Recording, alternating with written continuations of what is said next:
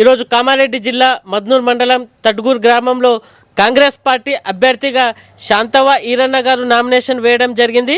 అన్న చెప్పండి అన్న, ప్రచారం ఎట్లా కొనసాగుతుంది, జనాలు మిమ్మల్ని ఎట్లా రిసీవ్ చేసుకుంటున్నారు? ఇప్పుడు ప్రజలైతే బాగా సాధించం చేస్తున్నారు సార్. బాగా ఇది ఉంది సార్, దానికి ఏమి ఇది ఇబ్బంది ఏం లేదు. అలాగే ఎట్లా అంటే నేను బాగా 20 సంవత్సరాల పార్టీలో ఉన్నా, ఆ పార్టీ కట్టుబడి ఉన్నా కాబట్టి నాకు ఇప్పుడు ఈ ఎమ్మెల్యే సాపు నాకు టికెట్ ఇవ్వడం జరిగింది. అంత బాగుంది సార్, దానికి ఏం సమస్యలు ఏమి ఇది లేదు.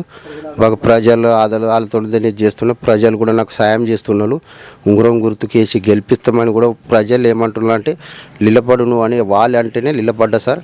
వాళ్ళ అవకాశం నాకు బాగా ఇస్తున్నారు, అవకాశం కూడా ఉన్నది కూడా సార్. నేను గెలిచి బయటపడతాను కూడా నాకు ఇది ఉన్నది కూడా సార్.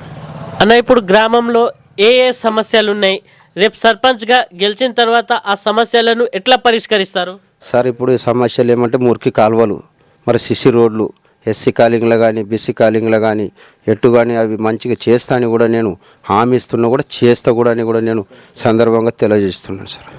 ఇప్పుడు రాష్ట్ర ప్రభుత్వ సంక్షేమ పథకాలు గ్రామ స్థాయిలో గడప గడపన వెళ్ళడంలో అనేది కొద్దిగా ఆలస్యం అవుతుందనే ఒక వాదన ఉంది.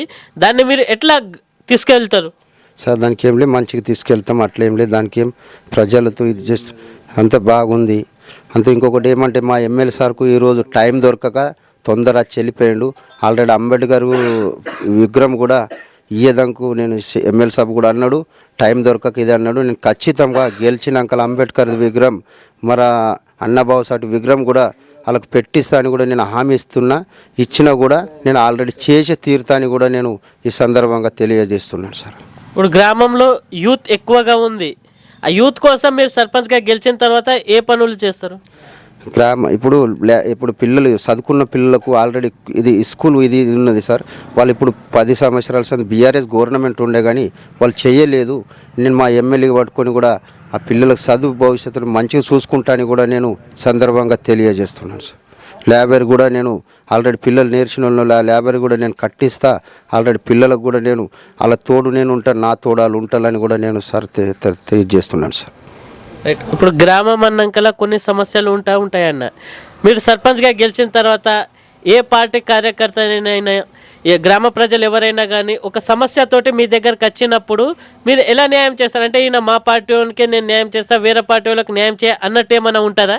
లేదు సార్, అదేమి ఉండదు. నేను పార్టీ అనుకోలేదు, పార్టీకి నాది అనుకుంటుంటే నేను ఈరోజు నేను ఈ స్థాయికే ఉండకుంటే నేను గెలిచినాక కూడా ఆ పార్టీ ఈ పార్టీ ఏమనుకుని ఎస్సుంటోడు కూడా వస్తే బీఆర్ఎస్ వాడు రాని, బీజేపీ వాడు రాని, కాంగ్రెస్ వాళ్ళు అయితే నా తోడు ఉంటారు, వాళ్ళందరూ ఉంటారు కాబట్టి వాళ్ళందరి సమస్యలు నేను తీరుకుంటా, నేను వాళ్ళకు రుణపడి ఉంటాను కూడా నేను ఈ సందర్భంగా తెలియజేస్తున్నాను సార్.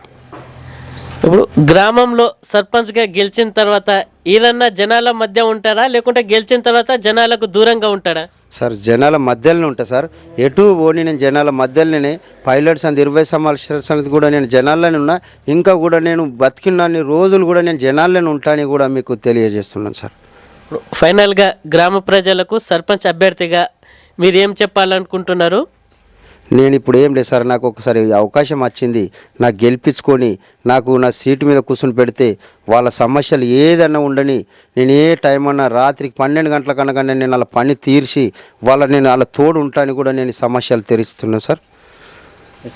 ఇది అయితే కాంగ్రెస్ పార్టీ కరుడగట్టిన కార్యకర్తను ఒకసారి ఈ సంవత్సరం అనేది సర్పంచ్ అభ్యర్థిగా నాకు అవకాశం వచ్చింది, అవకాశం వచ్చిన దానికి సర్పంచ్ అభ్యర్థిగా మమ్మల్ని గెలిపిస్తే గ్రామ ప్రజల సేవ చేయడానికి నేను ముందుంటాను, ప్రజలకు ఏ కష్టం వచ్చినా కానీ 24 గంటలు అందుబాటులో ఉంటాము అని వాళ్ళ మాటల్లోనే తెలుస్తుంది. కెమెరామెన్ సుభాష్తో V59 న్యూస్ సైనింగ్ ఆఫ్.